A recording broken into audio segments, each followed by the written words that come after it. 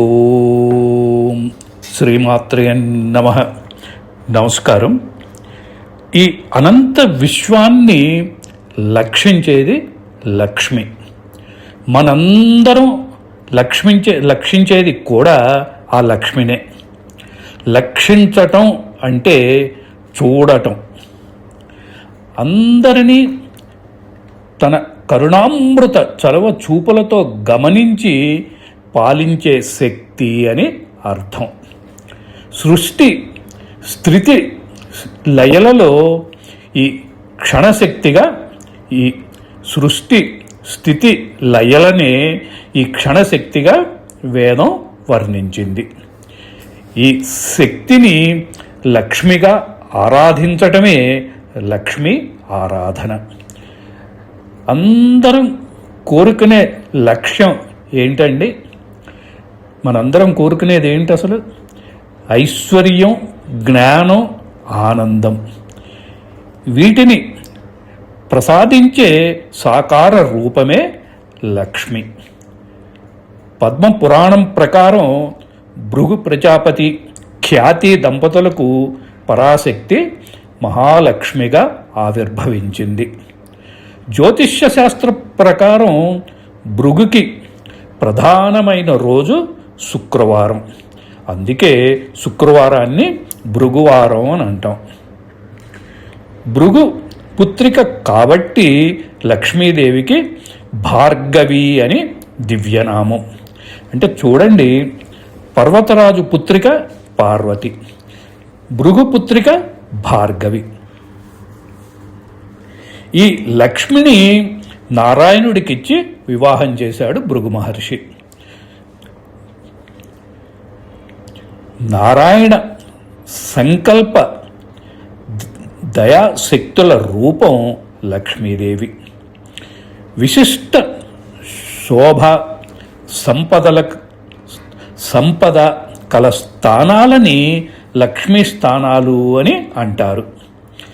సిద్ధలక్ష్మి, జయలక్ష్మి, మోక్షలక్ష్మి, సరస్వతి, శ్రీలక్ష్మి, వరలక్ష్మి ఒకే లక్ష్మీ తాలూకు భిన్న రూపాలు.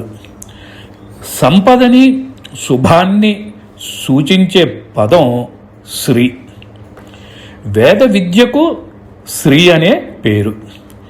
శ్రీ అంటే ఆశ్రయించేది, ఆశ్రయంగా ఉన్నది అని రెండు అర్థాలు. అంటే దీపానికి కాంతిలాగా, బెల్లానికి తీపిలాగా పరమేశ్వరుని ఆశ్రయించుకున్న అవిభాజ్య స్వాభావిక శక్తి శ్రీ. వర అంటే కోరుకున్నది అని అర్థం. మనందరం కోరుకునే వరం ఏంటండి? సంపద, సుఖం. వాటిని ఇచ్చేది, వాటి రూపంలో ఉన్నది వరలక్ష్మి. ఈ వరలక్ష్మిలో మిగిలిన 5 లక్ష్ములు ఉంటారు. ఒక ఉదాహరణ చెప్తాను. మనం ఏదన్నా ఇంటిని చూసి ఆ ఇల్లు బాగుంటే ఆ ఇంటికి లక్ష్మీ కళ ఉంది అని అంటాం. అంతేగాని శివకళో విష్ణు ఉంది అని అనం కదా. ప్రతి ఇల్లాలిలో త్రిమాతలు ఉంటారు. చంటి పిల్లాడికి మాటలు నేర్పేటప్పుడు విద్యాలక్ష్మి. మా పెద్దవాడికి ఈ కూర ఇష్టం, చిన్నవాడికి ఆ కూర ఇష్టం, నా మనవడికి ఇది ఇష్టం, మనవరాలికి అది ఇష్టం అని తలుచుకునే సంతాన లక్ష్మి. ఇంటిని, ఇంట్లో వాళ్ళ బాగోగులు చూసుకునే సౌభాగ్య లక్ష్మి. అందుకే చూడండి, మగవాడు వారం రోజులు జ్వరంతో పడుకున్నా ఏమీ కాదు. అదే ఇంటి ఇల్లాలైన గృహలక్ష్మి 2 రోజులు పడుకుంటే ఆ ఇంటి కళే తప్పుతుంది. ప్రతి స్త్రీలోనూ లక్ష్మీ కళ ఉన్నది అని అర్థవాక్యం.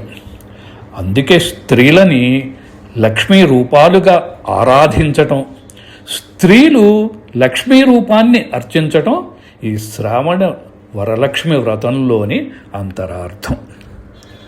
మరొక కొత్త అంశంతో మళ్ళీ కలుసుకుందాము.